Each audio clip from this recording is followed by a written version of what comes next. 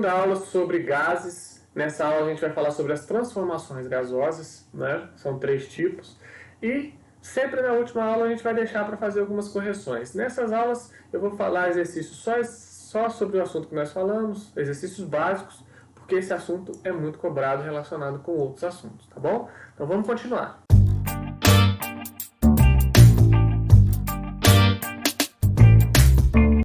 Transformações gasosas. Como eu falei para vocês, nós veremos as 3.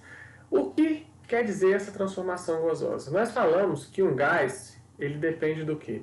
Da pressão, do volume e da sua temperatura. Então, se um desses mudar, se eu aumentar a temperatura de um gás, consequentemente eu terei alteração no volume e na pressão, certo? Então, nós veremos qual é o efeito dessas transformações. Se eu mudar uma dessas variáveis, o que vai acontecer com as outras, certo? Então, a primeira lei é a lei das transformações isotérmicas. Iso quer dizer igual, e térmico está relacionado com o quê? Temperatura. Então, quando eu falo de transformações isotérmicas, eu estou falando que são transformações que ocorrem com temperatura constante.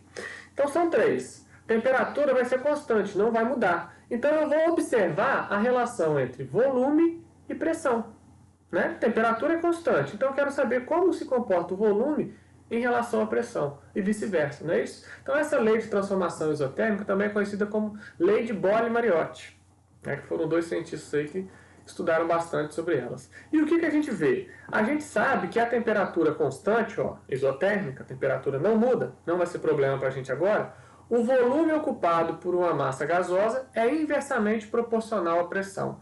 Por que determinada massa gasosa? A gente está falando da mesma quantidade de gás, porque a gente sabe que se a gente adicionar ou retirar gás, vai haver alterações nessas variáveis, tá? Então a gente considera transformações para massa fixa, ou seja, qual vai ser o efeito se a gente tiver a mesma quantidade? Senão não faz sentido comparar, né? Então, ó, o volume ocupado é inversamente proporcional à pressão. O que é inversamente proporcional mesmo? Se o volume aumenta, a pressão diminui. Se o volume diminui, a pressão aumenta. Aquilo que acontece com um, acontece o contrário com o outro. Inversamente proporcional, né? Então a gente vai lembrar disso. Um exemplo prático. Um bexiga de aniversário, temperatura ambiente, ou seja, isotérmico. Temperatura não vai mudar. Você pega ela tem um volume e tem uma pressão. Você faz o quê? Você diminui o volume dela. Quando você diminui o volume dela, você sabe que a pressão está aumentando ali dentro. Não é isso? Então, olha só, diminuiu o volume, aumentou a pressão. Se você aumenta o volume, diminui a pressão. São inversamente proporcionais. E isso é representado matematicamente por isso aqui, ó. Esse sinal aqui está relacionado de proporcionalidade. Então, inversamente, então quer dizer que é 1 sobre o olho. Entendeu? Então, o volume é inversamente proporcional à pressão. Se fosse diretamente proporcional, não teria esse 1 sobre. Seria volume proporcional à pressão. Mas é inversamente. Como a gente poderia ver isso aqui? Ó? Imagina que eu tenho uma pressão de 2 atm. Né? E aí eu tenho um volume lá do gás de 40 litros. Unidade de pressão, unidade de volume. Show? Se eu diminuir a pressão, olha só, de 2 atm, eu vou passar para 1 atm. Eu diminuí a pressão, né? E pela metade. Como é inversamente proporcional, o meu volume vai dobrar. Vai para quantos? Vai para 80 litros. Né? Agora, se eu tivesse aqui, ó, 4 pressão, ou seja, se a pressão de 2 fosse para 4 atms, dobrou a pressão, o meu volume cai pela metade. De 40 ele vai para quanto? Para 20. Tá? Então, seja de forma genérica ou com números, é interessante você entender isso. Eu tinha lá uma pressão inicial de 2 atm, o volume era 40 litros. Se eu aumento a pressão, o volume diminui, proporcionalmente, ou seja, na mesma proporção. Se eu diminuo a pressão, o volume aumenta. Né? Graficamente, a gente vai observar isso aqui, ó, que ela vai nos dar uma curva hiperbólica, que palavra bonita, hein? Curva, exatamente curva, não reta, né? Onde a gente vê aqui, ó, que diminuindo a pressão, eu estou vendo o quê? Um aumento de volume. E diminuindo o volume, aumenta a pressão. Show? Essa é a lei de Boole-Mariotti. Transformação isobárica. Isobárica é onde a pressão vai permanecer constante. Então, a pressão permanece constante, eu vou observar a mudança de volume em relação à mudança de temperatura. Então, o que a lei de Gay-Lussac fala para a gente? A pressão constante, isobárica, o volume ocupado por uma determinada massa gasosa é diretamente proporcional à temperatura em Kelvin. Tá? Se eu aumento o volume, é porque a temperatura aumentou. E se eu diminuo a temperatura, o volume vai diminuir. Isso faz sentido para a gente. Pensa no estado inicial lá do gás. Tem um gás dentro de um recipiente. Se aumenta a temperatura dele, eles vão se movimentar com mais energia ainda. Então a tendência deles é fazer o quê? É ocupar um volume maior. Não é? Se você diminui a temperatura, eles se movimentam mais devagar. Aí eles acabam o quê? Ocupando um volume menor. Então, quanto maior a temperatura, maior o volume. Quanto menor a temperatura, menor o volume. Eles falam o quê? Diretamente proporcional. Aqui, ó. Volume proporcional à temperatura. Muito fácil, né? Então, vamos imaginar um exemplo aqui, ó. Um volume de 10 litros. Uma temperatura de 100 kelvins. Professor, temperatura em Kelvin? A gente não usa temperatura em Celsius, não. Se eu reduzir o volume, vou falar melhor. Se eu reduzir minha temperatura para metade, ó, de 100 kelvins eu reduzir a temperatura para 50 kelvins, meu volume também vai reduzir. Né? Como foi pela metade, aqui vai virar o quê? 5 litros. Mas se eu tenho lá 100 kelvins ocupando 10 litros, se eu aumentar a minha temperatura para 200 kelvins, o meu volume também vai dobrar. Vai para quanto? Para 20 litros. Está vendo a relação de proporcionalidade entre eles? Isso vai me gerar uma reta, né? Onde aumentando o volume, eu terei também um aumento de temperatura. Então, volume e temperatura formam uma linha reta crescente, né? Dependendo da situação que você estiver vendo. Tranquilo, né? Muito fácil, muito fácil. E a última? A gente já viu a temperatura constante, a pressão constante. Agora, o que tem que ser constante? O volume. E como são chamadas transformações com volume constante? Isométrica, isovolumétrica, isocórica. Então, isovolumétrica é fácil de lembrar. Agora, isométrica e isocórica, vocês têm que lembrar que está falando de volume constante. Lei de Charles e Gay-Lussac. A pressão exercida por uma determinada massa gasosa é diretamente proporcional à temperatura. Então, o que quer dizer isso? Quanto maior a temperatura, maior a pressão. Então, imagina o mesmo exemplo que eu dei antes. Você tem um gás sob um recipiente fechado. Você aumenta a temperatura. Ah, vai aumentar o volume. Não, aqui o volume é constante. Então, o volume vai ser o mesmo. Os gases estão se movimentando com mais energia. O que vai acontecer? Eles vão se chocar mais ainda com o recipiente. Então, a pressão vai ser maior. Entendeu? Já que o volume não pode aumentar, eles vão se chocar mais ainda com a parede do recipiente. A pressão vai ser maior. Certo? Tudo faz sentido. Então vamos lá. Pressão era de, vamos ver, 10 atm. Numa temperatura de 500 kelvins. Professor, o valor não é importante, não? Não. O importante para a gente aqui é o quê? A proporcionalidade. Se eu reduzir a temperatura pela metade, vai vir para 250 kelvins.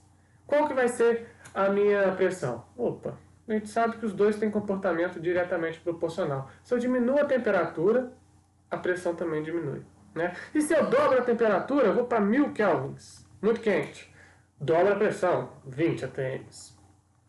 Por isso que às vezes tem exercícios, quando eu coloco lista de exercícios para os alunos, é o seguinte: um gás a 2 litros, numa transformação isotérmica, tem seu volume aumentado... Não, tem sua pressão aumentada em 2/3. Qual vai ser o volume final? Então, ó, isotérmica, a temperatura não vai ter influência. 2/3 da pressão inicial, mas eu não falei nem a pressão inicial, porque não interessa. Escolhe qualquer uma. Afinal, tem que ser 2/3 da inicial. O que me interessa é a variação, não é o valor em si. Aqui, se eu tivesse colocado 10,50, o comportamento seria o mesmo, certo? Graficamente, então, a gente vê que pressão e temperatura vão formar um gráfico que tem uma linha reta, né? Porque se aumenta a pressão, aumenta a temperatura. Então você vai lembrar na sua cabeça. Isotérmica, temperatura não muda. Quanto maior a pressão, menor o volume. Exatamente. Isobárica, a pressão não muda. Quanto maior a temperatura, maior o volume. Isovolumétrica, o volume não muda. Quanto maior a temperatura, maior a pressão. O que eu falo com os alunos sempre? Sempre que estiver falando de temperatura, vai ser o quê? Diretamente proporcional. Se aumenta a temperatura, aumenta a pressão, aumenta o volume. Sem a temperatura, inversamente proporcional. Que são quem? Pressão e volume. Show, né? Muito fácil. Lei geral dos gases. Cada transformação dessa que eu passei aí, eu poderia te ensinar uma fórmula. Na verdade, você não precisa nem de fórmula, né? Você poderia resolver isso com regra de 3. Regra de 3, professor, quando é diretamente proporcional, no caso que tem as temperaturas, você multiplica direto. Normal, regra de 3 igual você faz. Agora, quando é inversamente proporcional, ao invés de você multiplicar cruzado, você multiplica direto, que seria no caso de pressão e volume. Mas eu vou te passar a fórmula. Pressão e volume nós vimos que são inversamente proporcionais, mas são diretamente proporcionais com a temperatura. Então, a equação geral dos gases é essa aqui, ó. Quando falar de transformação gasosa, você vai lembrar isso aqui, ó. PVT, Povotó. P1, V1, T1, situações iniciais. P2, V2, T2, situações finais. PVT, Povotó. Que se fosse o O, né, lá de física é mais usado. E aí, como que a gente pode facilitar a nossa vida? Se for uma transformação isotérmica, a temperatura não vai fazer diferença. Então eu posso pegar a mesma equação aqui, ó, tirar a temperatura. Está aqui, ó, a relação entre pressão e volume. Se for uma transformação isométrica, né, eu posso tirar o volume. Vai ficar aqui uma relação entre pressão e temperatura. Se for com pressão constante, isobárica, eu tiro a pressão e vou ter uma fórmula com relação entre volume e temperatura. Então, em vez de ter te passado essas fórmulas aqui, cada vez que eu te expliquei uma das transformações, eu estou te passando agora uma geral. Que se tiver alguma grandeza que é constante, você faz o quê? Retira ela da equação que você vai ter o que ela precisa. Professor, não entendi. Vai entender agora. Só uma coisa. A gente faz esses estudos, a gente considera como se os gases fossem um gás ideal ou um gás perfeito, tá? O que seria um gás ideal ou um gás perfeito? Seria que comportamento perfeito, onde não há as forças de interação entre eles, que é uma coisa que a gente sabe que na verdade não é assim. Mas a gente consegue ter dados muito próximos com os gases reais, que são os que a gente estuda, a gente tem na realidade, né? Então a gente faz simplesmente uma comparação. Se você entrar aí para a área de química, engenharia química, aí você vai fazer o estudo dos gases reais, que tem alguns valores de constante ali para fazer as correções dos comportamentos. Mas a gente vai falar. Quando que um gás tende a ter um comportamento ideal? A baixa pressão e a alta temperatura. Tá bom? Então, gases reais se aproximam de gás ideal a baixas pressões e altas temperaturas. Tudo isso para quê? Para evitar a interação entre eles. Então, gases ideais são aqueles que não teriam interação nenhuma, que é o que a gente sabe que não é verdade, mas a gente sabe que é muito próximo disso. Exemplos aí para ver se aprendeu mesmo. Uma questão aqui, ó. Um recipiente de 4 litros, então está me falando o volume, 4 litros, contém um gás ideal a uma pressão de 2 atm. Pressão 2 atm. Qual o valor da pressão? Olha, outra pressão? Então essa aqui é a pressão 1, eu quero saber a pressão 2. Que esse gás exercerá quando o volume do recipiente for reduzido para 0,5 litros. Então, ó, volume 2, 0,5 litros. Esse aqui é o volume 1. A temperatura constante. Então, primeira coisa, nós veremos outras coisas sobre os gases. Primeira coisa mais simples é a transformação gasosa, tá vendo? Ele te deu uma situação inicial e quer saber a situação final. Então, ele tinha um gás que ocupava um volume de 4 litros e a pressão era de 2 atm. Se esse volume de 4 litros passar a ser 0,5 litros, qual que vai ser a pressão final? Vamos lá, ó. A gente lembra que a equação geral do gás é o quê? P1V1 sobre T1. P2V2 sobre T2. Olha aqui. A temperatura constante. Falou temperatura? Não, porque ela não vai variar. Então eu preciso fazer conta aqui? Não, corta temperatura. O que sobra pra gente? P1, V1, P2, V2. Entendeu? Aquele slide anterior sobre a fórmula que eu falei lá. Qual é a pressão inicial? A pressão inicial era de 2 atm. O volume inicial, 4 litros. Pressão final é o que a gente quer descobrir. Volume final, 0,5 litros. 2 vezes 4 dá 8. Dividido por 0,5, né, que passa para cá dividindo, vai dar o quê? A pressão 2. Corta litro com litro, joga o quê? ATM. 8 dividido por 0,5, 16 ATMs.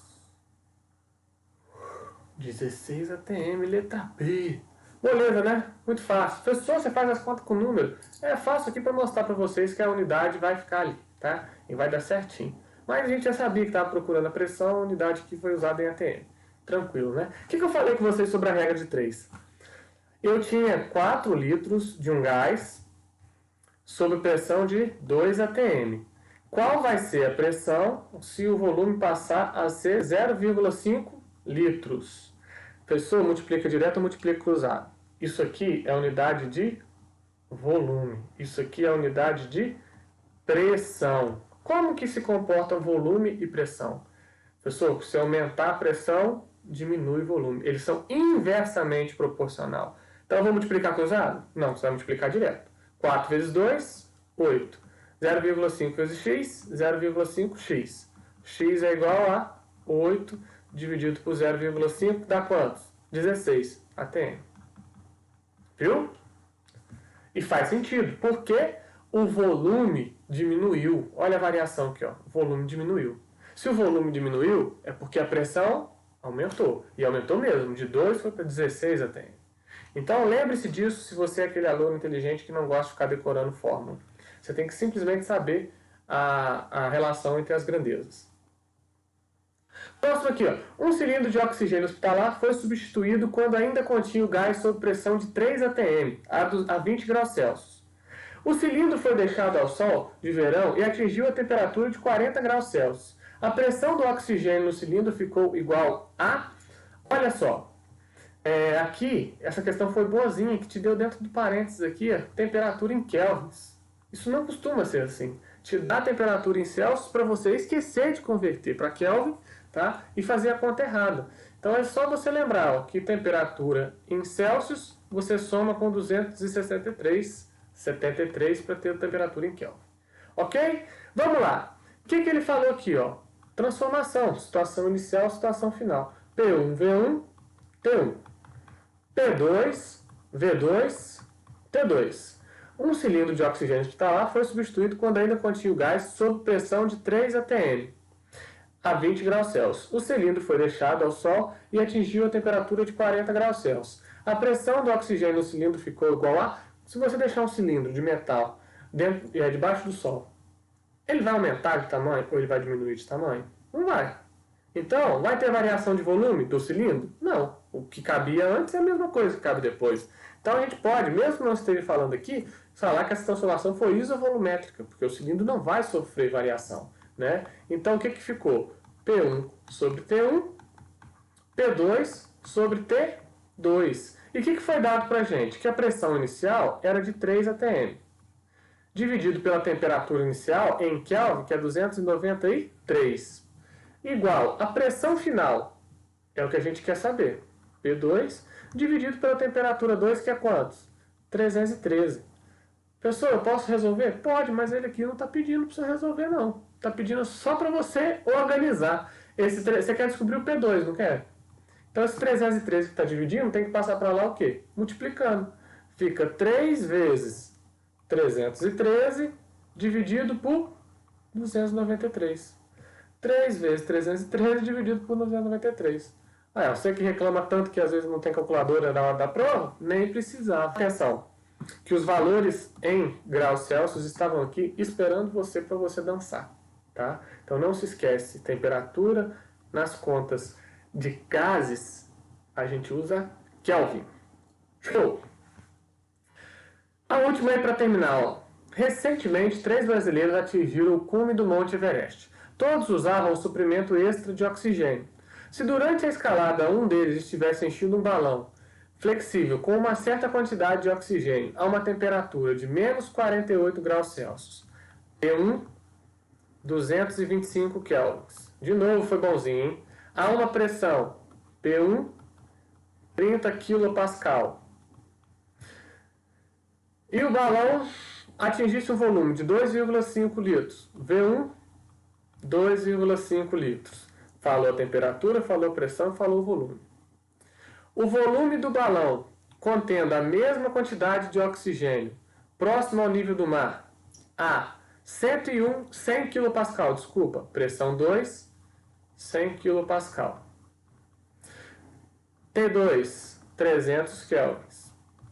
E V2 é o que a gente quer descobrir. O que a gente lembra da fórmula lá? Ó? P1, V1, T1, P2, V2, T2. Você nunca mais vai errar nisso. Se estiver falando de gás, pressão, volume, temperatura, situação inicial, situação final, pelo amor de Jesus, tá? Professor, aqui nada é constante. Se nada é constante, você usa ela completinha.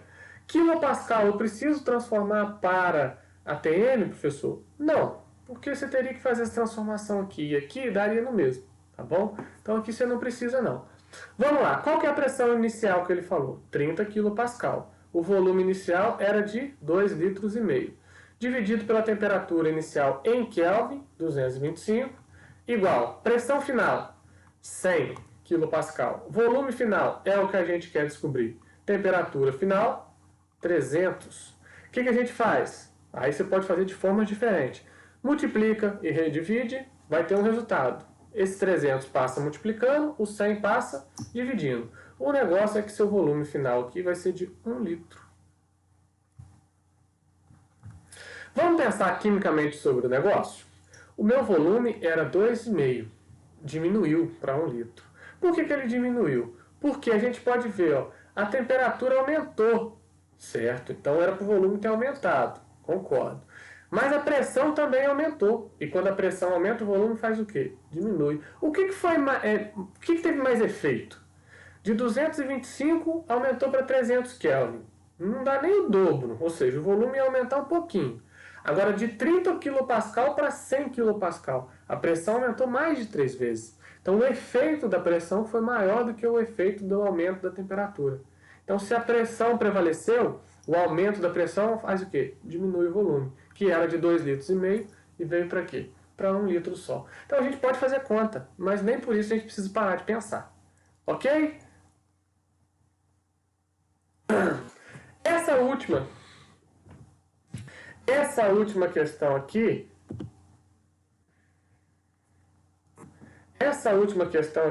é uma questão covarde. Por que é uma questão covarde?